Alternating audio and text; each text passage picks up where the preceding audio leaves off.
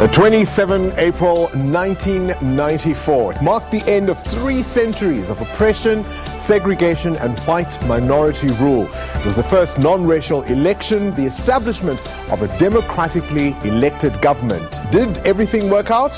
Let's get started.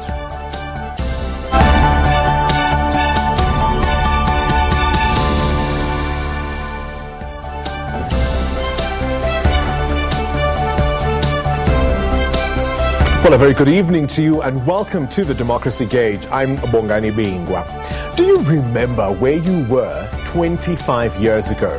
The election saw the end of racial segregation, the inhumane treatment of black South Africans in particular, and of course it paved the way for a new constitution.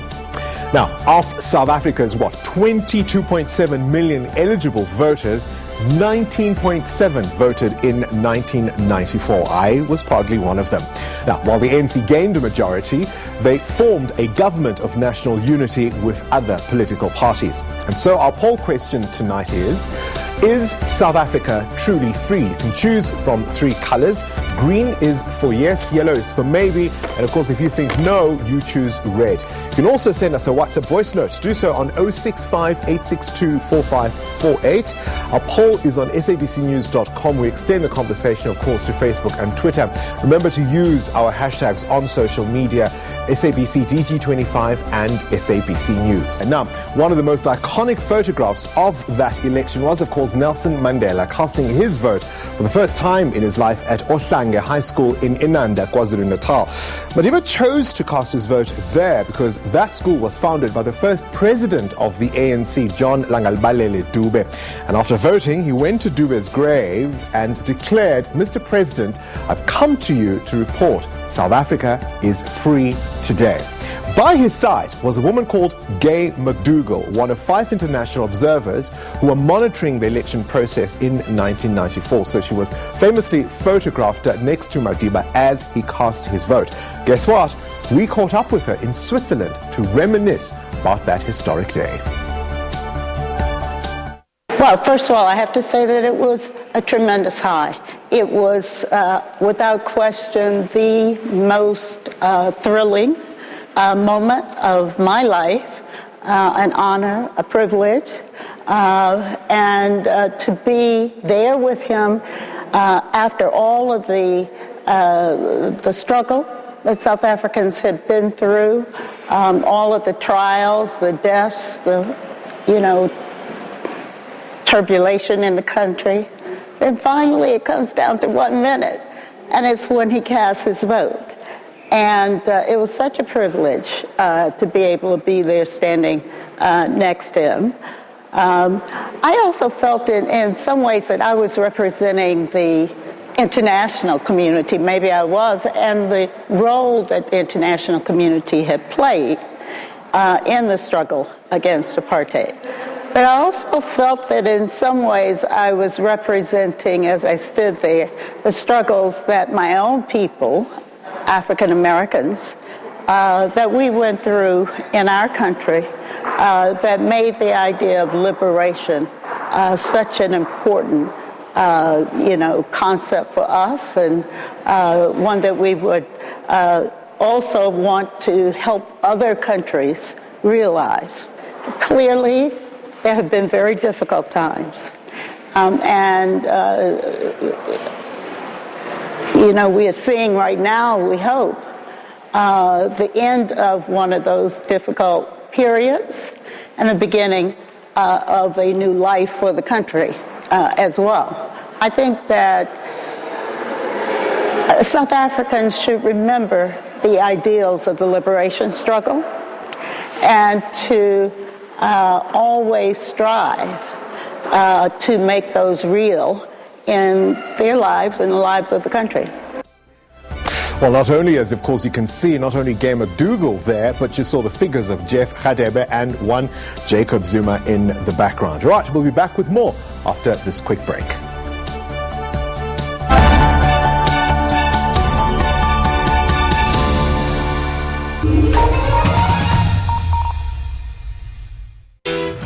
On Trains Travel, we bring you a full guide on all things lifestyle related. With so much to discover, we give you comprehensive reviews of places to visit, music, travel, and food. We also explore the arts, whether on or off stage. All this and more. Be sure to tune into Trends Travel Saturdays at 5:30 p.m. We're explorers. We always have been, endlessly curious, always looking for answers, for new frontiers, for new stories. Because that is who we are.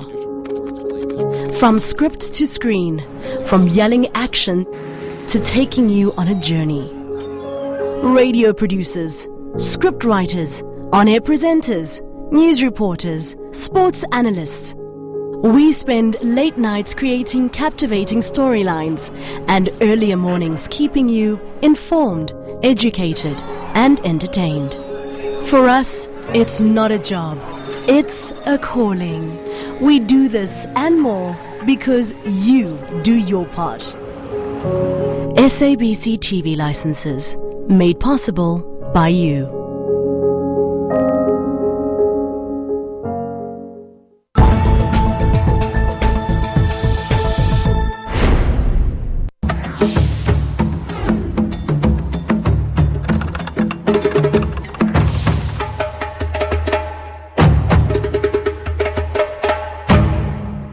Hello, I'm Nana, and I want to tell you a bit about Economics Unbound. It is a live studio current affairs program that brings an understanding of the economy, how it operates, and how it is managed. The show seeks to include ordinary South Africans in purposeful and well-informed discussions about the economy. The whole corruption and having to pay people to get businesses, it's like killing our businesses. While providing them with enough information to make better economic and financial decisions. And we need to start thinking of new ways of creating new structures that are relevant at the time. Through this program, audiences can look forward to 30 minutes of deep and tough questioning on the issues of the week. Why do you think that our economy lends itself to such collusive behavior and such concentration of monopolies in key sectors?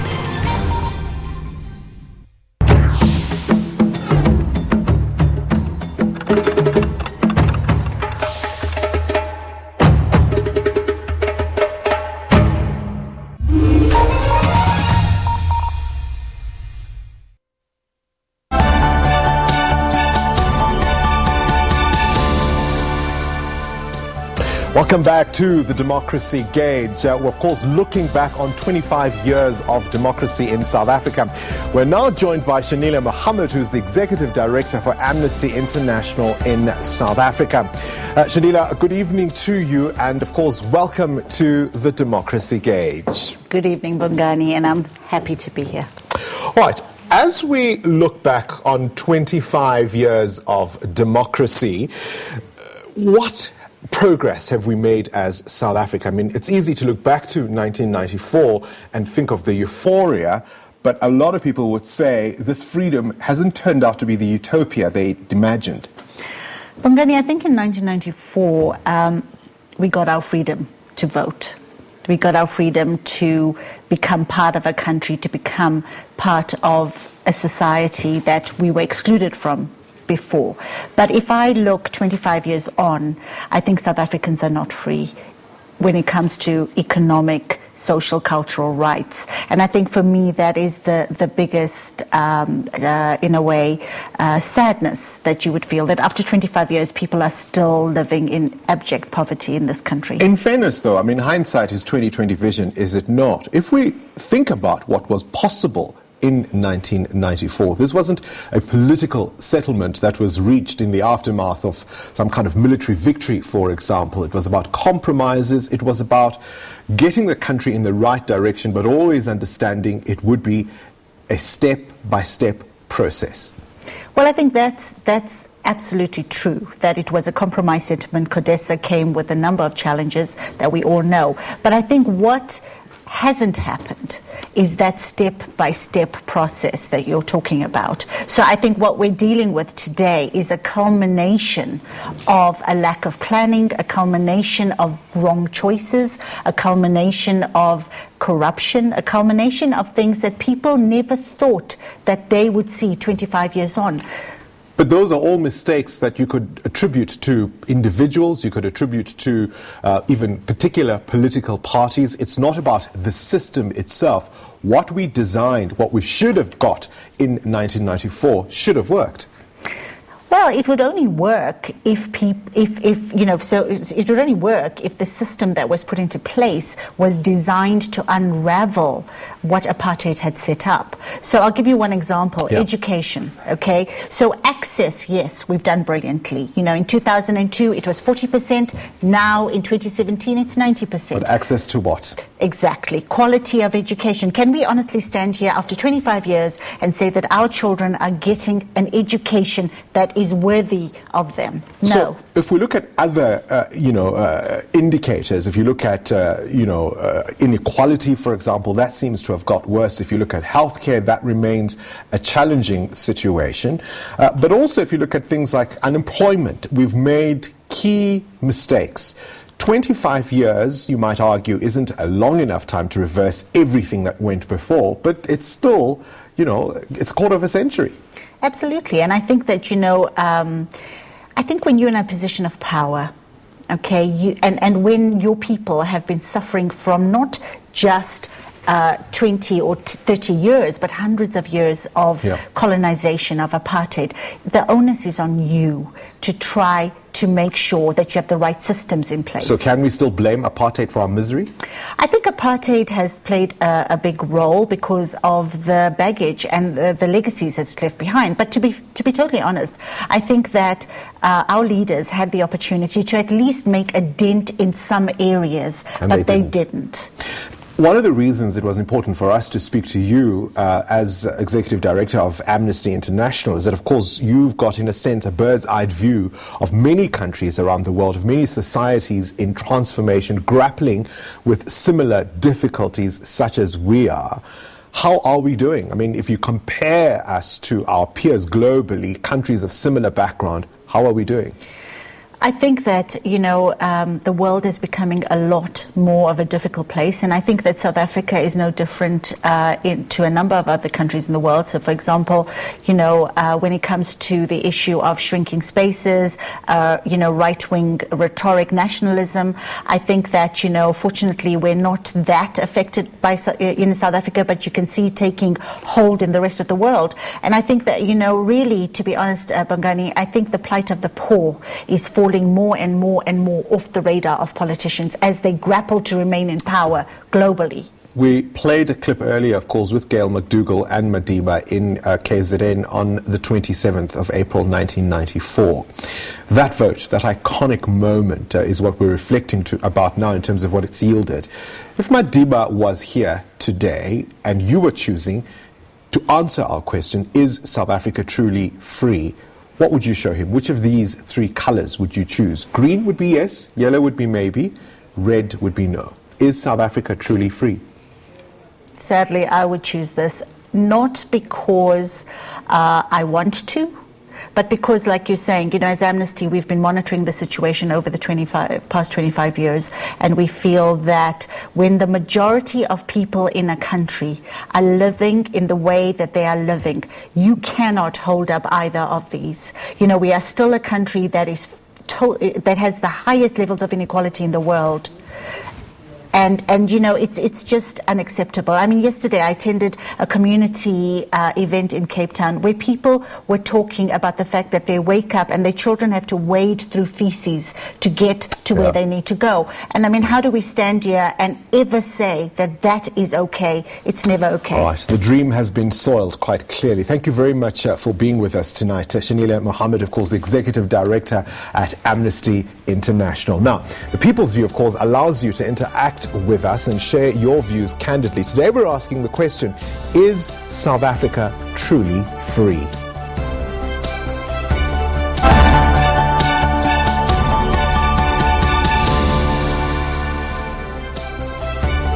Right, these are the WhatsApp videos that you've been sending us. Of course, we always ask you to send them to 0658624548. Here's what some of you had to say.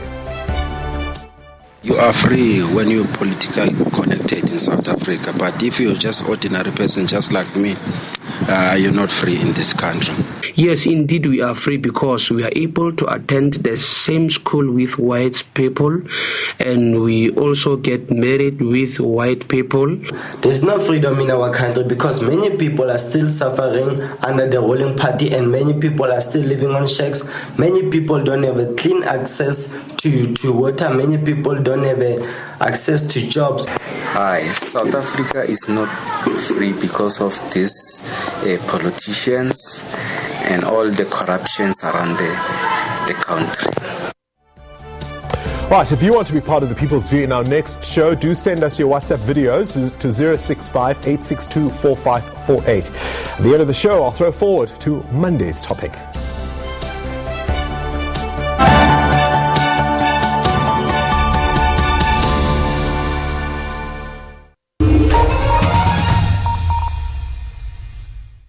We do not just speak, we let every voice in our nation find full expression in language and in culture.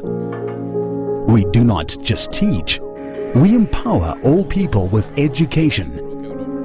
We do not just bring you the news, we place you where the news is happening. We do not just entertain, we take you on journeys. We do not just broadcast sport, we create an arena for sporting heroes to inspire you. Ours is not just a job, it's a calling to ensure that everyone in our nation is informed, educated and entertained. We're able to do this because you do your part. SABC TV licenses, it's all made possible by you.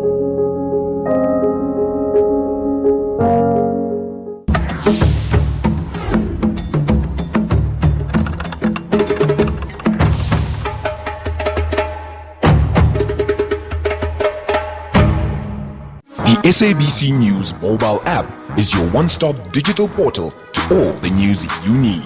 Stay connected with the latest in breaking news. Watch the SABC News channel along with clips and live streams of all the big news events. And listen to all the SABC News radio stations live, including podcasts and much more.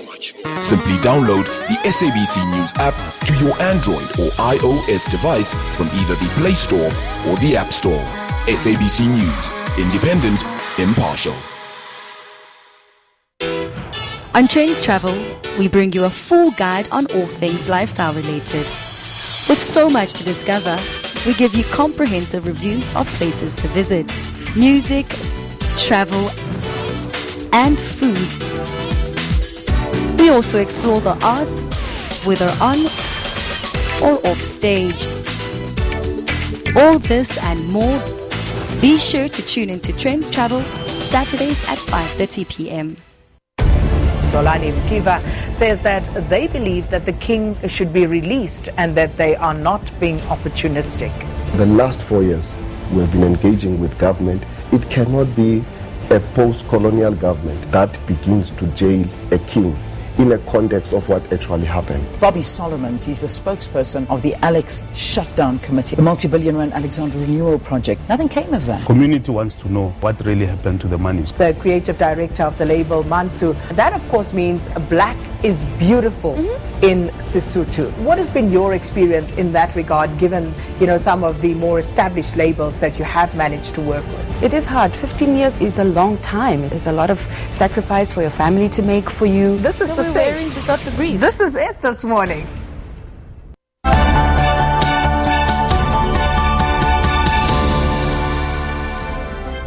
Well, every day on the show, we return to 1994 to remind you of the build-up to that historic first democratic poll. 25 years ago, the old flag was lowered and a new one raised. The stem made way for Nkosi Sikelel' Afrika.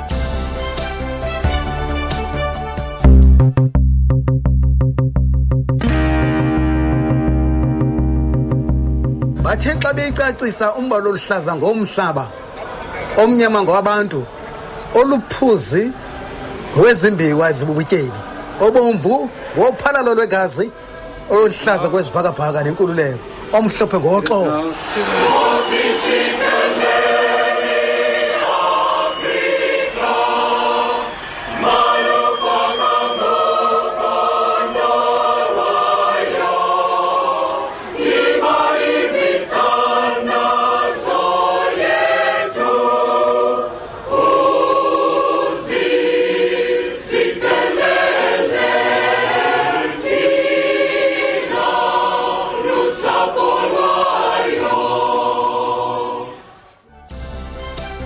Indeed, Kurt Darren should have watched that one, shouldn't he? Before we say goodbye, let's take a look at the results for today's poll. And here they are on your screen. A whopping 77% of you say absolutely not. South Africa remains not quite free. All right, we're looking, of course, ahead to Monday's discussion. And we're asking the question for that show: can we forgive the proponents of apartheid, those who supported apartheid? Can we forgive the proponents of apartheid? That means our poll, of course, is now open. You can choose from our 3 colors. We really do encourage you, by the way, to participate in the people's view. So send us your WhatsApp videos. You've got the entire weekend to do so. Do it now. 065-862-4548. We thank you for watching. A happy Freedom Weekend to everyone. From Fortune, myself, and the entire team here at the Democracy Gauge. Until Monday, Good night.